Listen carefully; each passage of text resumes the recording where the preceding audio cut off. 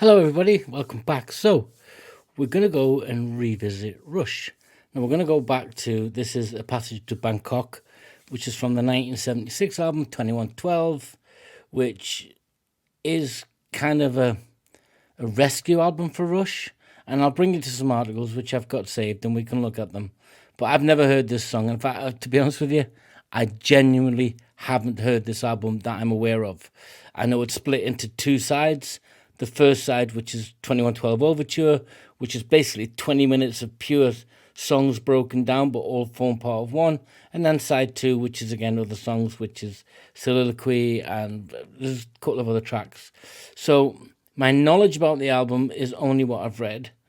My knowledge of the band is only what I've heard, and trust me, I think every song I've listened to has been amazing. But this is going to go right back to 76, so yeah, it's interesting, guys. Stick with me. This is Rush, A Passage to Bangkok, with lyrics, and it's from Rush Lyrics On Screen. Guys, they've done all the hard work. If you're a Rush fan, go and show these guys some love. I know I will be. Yeah, I've subscribed there, so let's go for it.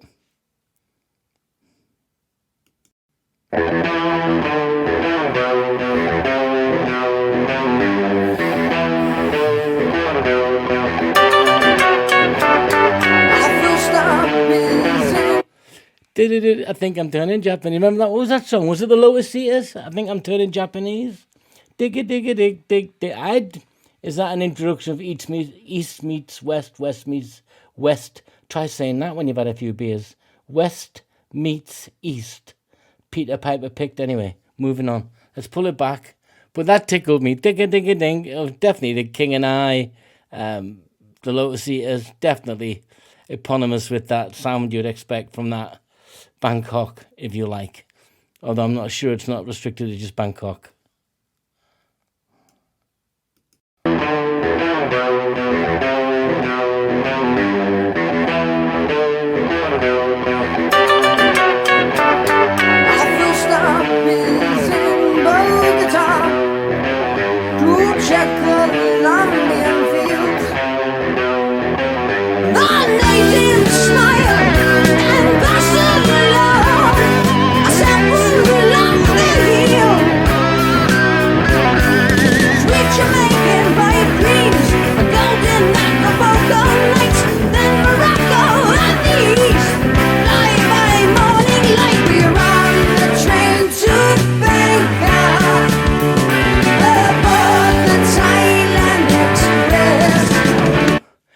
I'm laughing in admiration because when you look at that opening narrative verse of the song, it's just every single destination in the world that in the sort of post-60s, drug-filled evolution of the world, that's all the places that people would have been going to and talking about in their music or fantasizing about or getting their products from.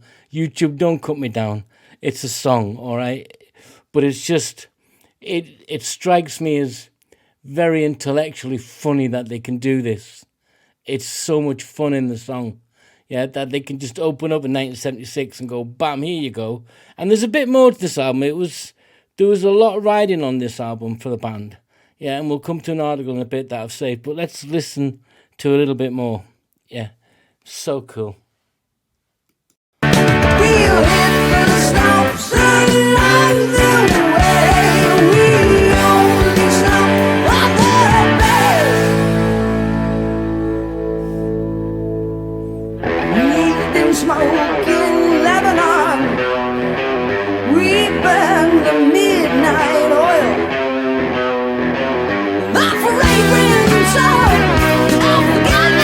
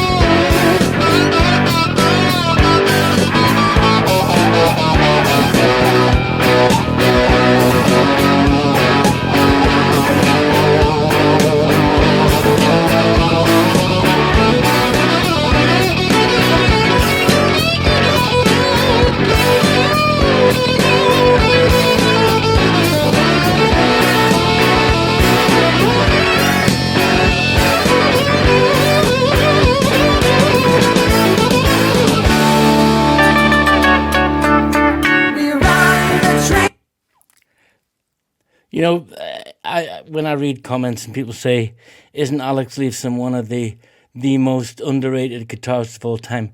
Is he really? Is he really underrated? If you asked, 50 of the world's top guitarists now in all these leading bands from the last 40 years, would they not talk about him? Would they not talk at some point, having listened to Rush or at least respect who he is, from pure admiration and sort of, this guy's an absolute legend, to, might not be my thing, but he's technically brilliant. It's going to pan across those two, right? From different artists, whether, you're Billy Joe from Green Day or whether or not you're Pete Townsend in The Who. You're going to have some knowledge of Alex Lifeson. I'd be surprised if they didn't. And then they finished that section off. But let's look at where this album was sort of... If you're a Rush fan, you'll know this. If you're not, let's just share with those who are not, because I'm not. So here we go. So, 2112 is the full studio album. It was Canadian rock band, obviously Rush. It came after Caress of Steel. It was at this point, if you read the article, that the band's actual commercial sales were dropping. And not only that their actual tours, their attendance was dropping. Their prog rock journey wasn't working out the way it was. And if you hear it, there's later in this article, just go to Wikipedia and check it out. I'm not saying Wikipedia is true, but I suspect it's relatively accurate in this. That this 2112, if it wasn't at least successful or had more commercial viability or gave the studio its more poppy element to it, which they'd done a little bit later on, but not selling out. Spirit of the Radio, but they didn't. But Alex Lifeson talks about in articles that are linked to this, that the band were in trouble. This wasn't working out. They really weren't making any money. They really weren't doing well. This whole project of theirs was in danger of collapsing at this time. They weren't even getting $120 a week and touring, North America, Canada, and probably parts of America, the States as well. And this album went on to become a success. Their second biggest selling album, 3 million plus 3.5 million copies worldwide. This is from a prog rock band, by the way. This isn't like, with all due respect to radio-friendly commercial artists, this was a band that sold probably, upwards of 10, 15, 20 million albums by not doing a lot of commercial stuff and touring live. And there's interest in this because that's the band that lived its life on stage, and what it produced in the song itself was they worked it out on stage. They didn't go in, make the studio track, and then go and tour it, which I suspect all bands do to a degree.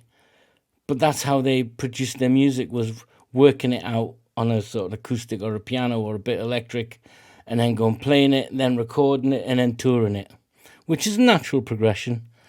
But to stake it all, but not give the record company what they wanted, they asked for a commercial album, and so Rush made 2112. And we know the first side, the first 5 tracks are 20-odd minutes long as an amalgamation.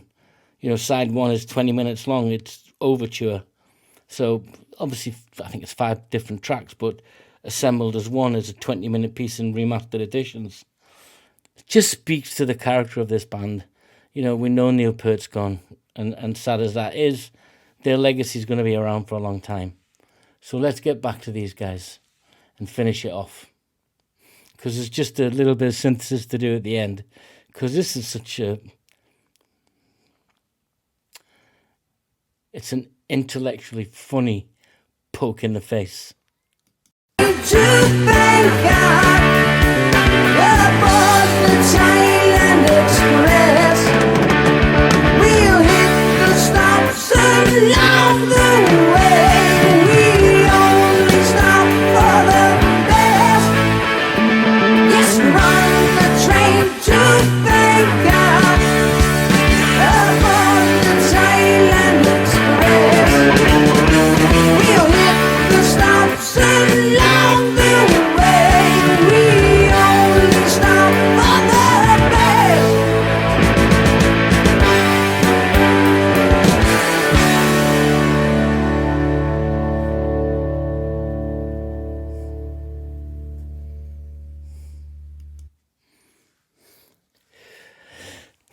The reason why I like this band, and I know millions of you do, isn't just their pure brilliant musicianship, which it is.